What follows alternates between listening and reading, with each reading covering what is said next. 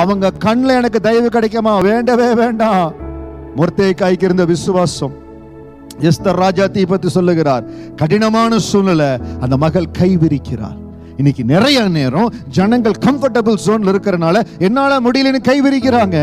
ஆனால் அன்றைக்கு மொர்தெகாயுடைய இருதயத்தில் ஒரு விசுவாசம். இன்றைக்கு நீ மௌனமா இருந்தால் யூதர்களுக்கு ரட்சிப்பும் விடுதலையும் வேறொரு இடத்துல வந்து எழும்பும் என்று ஒரு விசுவாசம் அந்த மகனுக்குள்ள வந்தது. ஏன் தெரியுங்களா? எவன் மேல் அவர் இரக்கமாய் சுத்தமா இருப்பாரோ அவர் இரக்கமா இருப்பார். எவன் மேல் உருக்கமாய் இருக்க சுத்தமா இருப்பாரோ அவர் மேல் உருக்கமாய் இருப்பார். இந்த வார்த்தையை கொண்டு ஆண்டவர் உங்களை சந்திக்கிறார். உங்க மேல மனதுருகுகிற தெய்வம் பெரிய திட்டங்களை வைத்திருக்கிறார். My dear brother, my dear sister, I am talking to you personally. ஆண்டவருடைய கரம் உங்களை உயர்த்தும், உங்களை வாழ வைக்கும், உங்களை கட்டும். அவர் தான் இறங்கணும். அவர் கண்கள் தான் நம்ம மேல நோக்கமா இருக்கணும். அப்பாவை பிடித்துக் கொள்ளுங்க.